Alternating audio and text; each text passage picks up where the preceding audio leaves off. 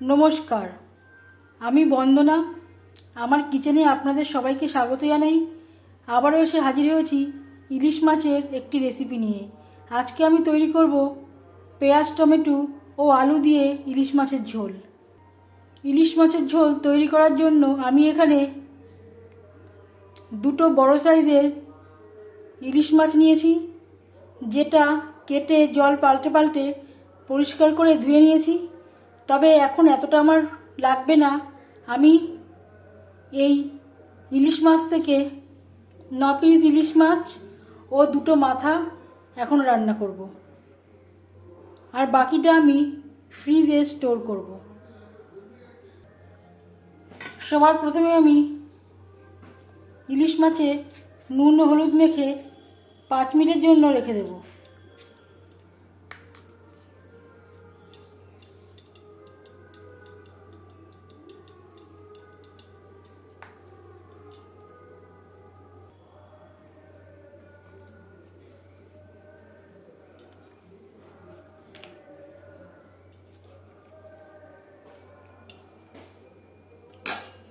খুব সহজ একটা রেসিপি, আপনারাও প্রায় মাঝে মধ্যে বাড়িতে তৈরি করে থাকেন।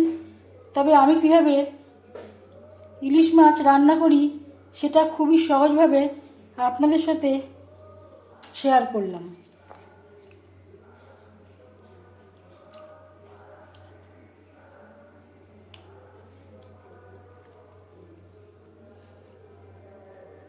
আমরা ইলিশ মাছ দিয়ে নানা রকম রেসিপি তৈরি করে থাকি। একবার হলেও এইভাবে ট্রাই করে দেখবেন, আশা করছি আপনাদের অবশ্যই ভালো লাগবে।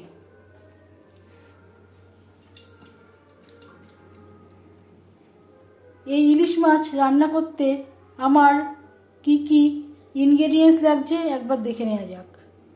এর জন্য নিয়েছি দুটো পেঁয়াজ আমি টুকরো করে কেটে নিয়েছি, আর নিয়েছি দুটো টমেটো টুকরো করে কেটে নিয়েছি।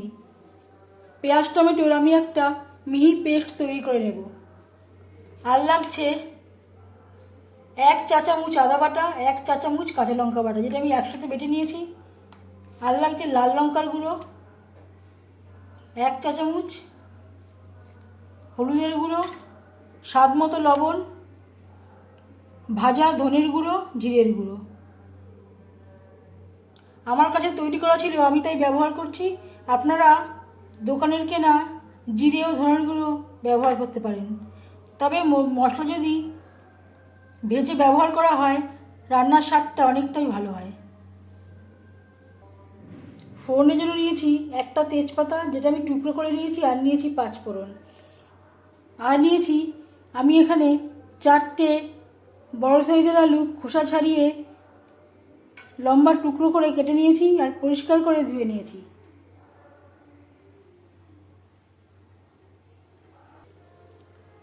পাঁচ মিনিটের বেশি সময় হয়ে গেছে। মাছ ভাজবার জন্য গ্যাস ওভেনে একটি কড়া বসিয়েছি, তাতে দিয়ে দিয়েছি সরষের তেল। আমি রান্নাটা করব সরষের তেলে, যেহেতু ইলিশ মাছ সরষের তেলে করলেই ভালো হবে। তেলটা গরম হয়ে গেছে, মাছ হালকা করে ভেজে নেব।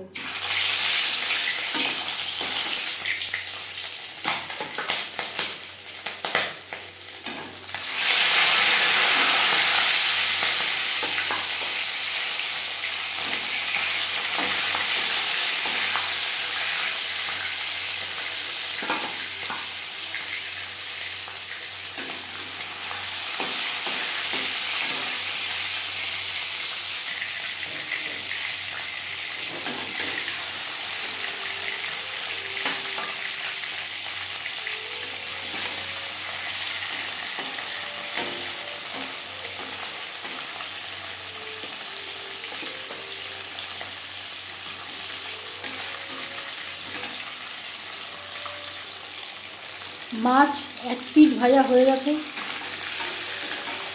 অপর পিঠ উল্টে দিচ্ছি।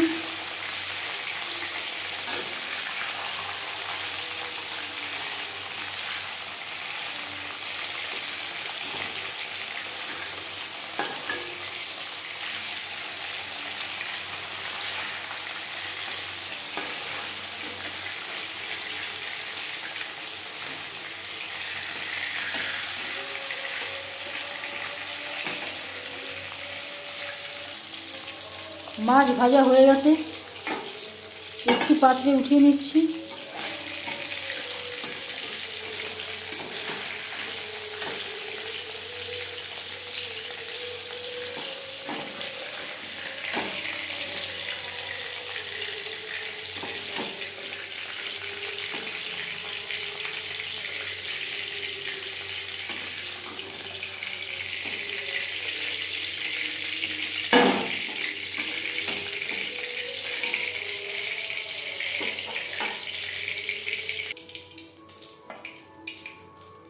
এবার দিয়ে দেব মাথা ও মাছ।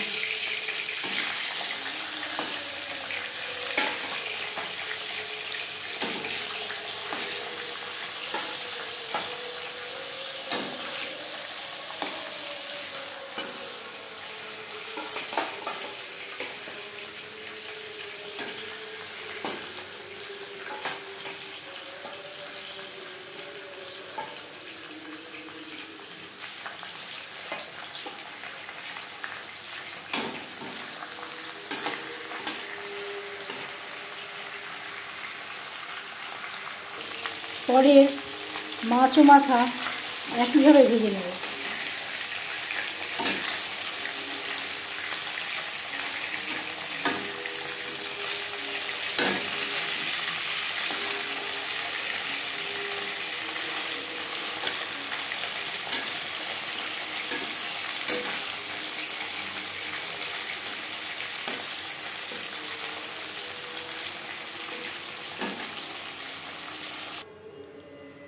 মাছ ভেজে নেওয়া তেলে ফোড়নে দিয়ে দেব পাঁচফোড়ন আর তেজপাতা।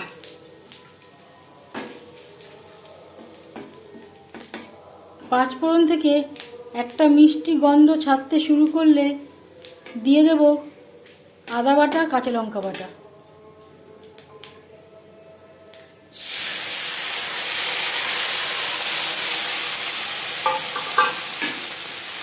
মশলার কাঁচা গন্ধ যাওয়া পর্যন্ত ভালো করে কষাবো। 1 মিনিট মতো মশলা কষিয়ে নেওয়ার পর দিয়ে দেব পেঁয়াজ বাটা, টমেটো বাটা।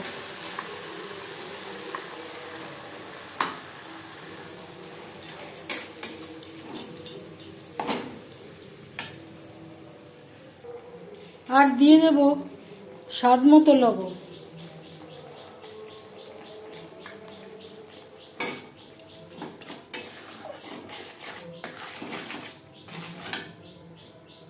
আর পরিমাণ মতো হলুদের গুঁড়ো।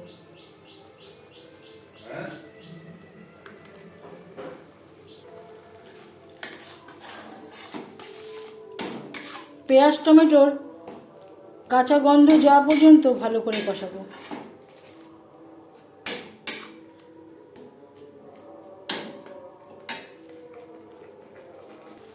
এতে দিয়ে দেব ভাজা ধনের গুঁড়ো, জিরের গুঁড়ো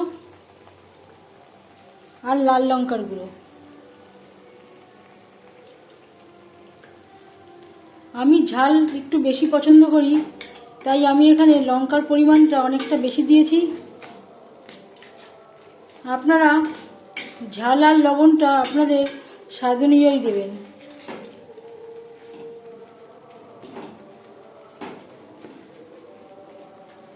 আর দিয়ে দেব সামান্য পরিমাণে মশলা ধোয়া জল।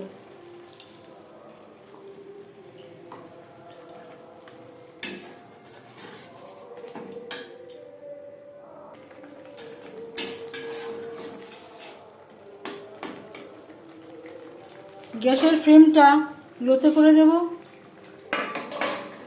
3-4 মিনিটের জন্য ঢেকে দেব।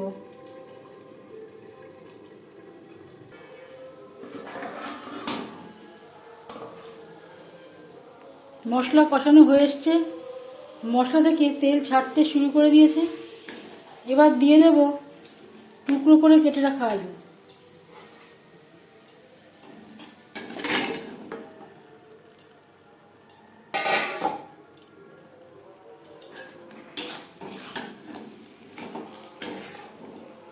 আলু মশলার সাথে বেশ ভালো করে মিক্সড করে দেব।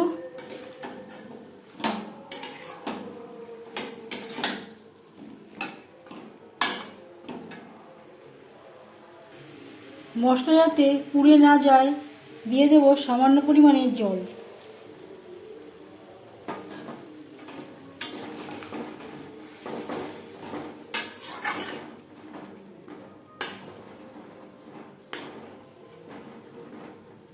মশলা আলুর সাথে বেশ ভালো করে মিক্সড করে দেব। গ্যাসের ফ্লেমটা লোতে করে দেব। 3 মিনিটের জন্য ঢেকে দেব।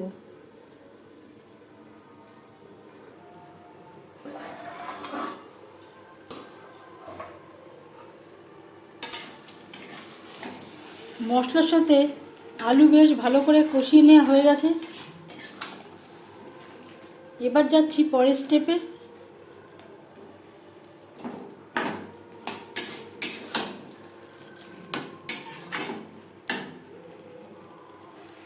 এইভাবে যদি লো ফ্লেমে অনেকটা সময় ধরে মশলা কষানো যায় তাহলে রান্নার স্বাদ খুবই ভালো হয়। এর মাঝখানে আমি 2-3 বার নাড়াচাড়া করে দিয়েছিলাম।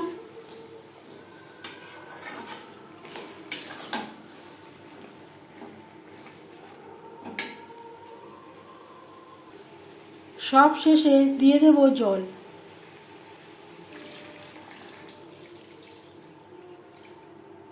জল কতটা অ্যাড করবেন সেটা সম্পূর্ণ নির্ভর করছে আপনার উপর।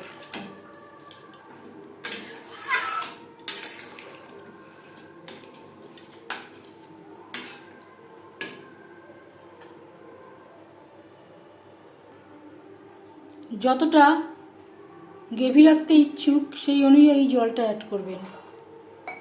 আলু সেদ্ধ হওয়া পর্যন্ত অপেক্ষা করব আর ঢেকে দেব।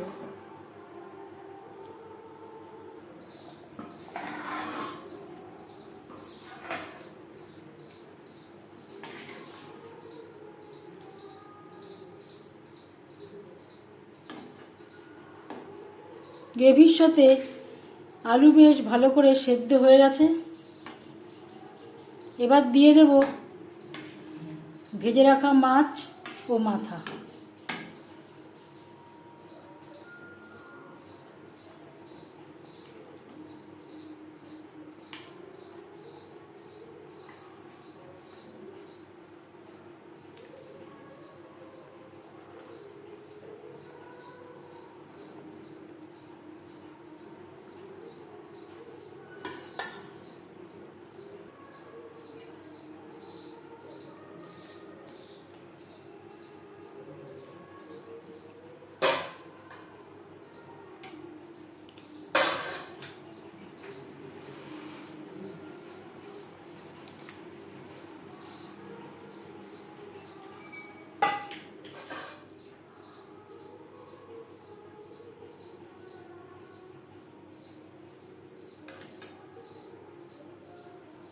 গ্রেভির সাথে মাছ ও মাছের মাথা 3-4 মিনিটের জন্য রান্না করব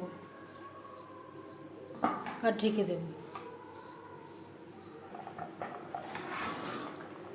গ্রেভির সাথে মাছ ও মাছের মাথা বেশ ভালো করে সেদ্ধ হয়ে গেছে।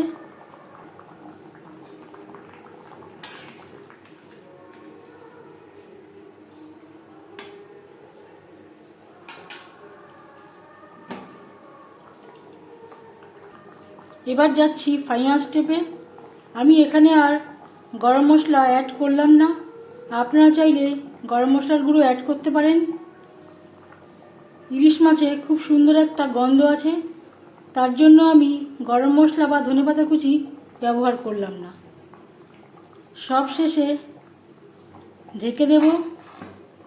গ্যাসের ফ্লেমটা অফ করে দেব। ঢেকে 10 মিনিট স্ট্যান্ডিং টাইমে রাখবো। তারপর গরম গরম স্টিম রাইসের সাথে সার্ভ করব।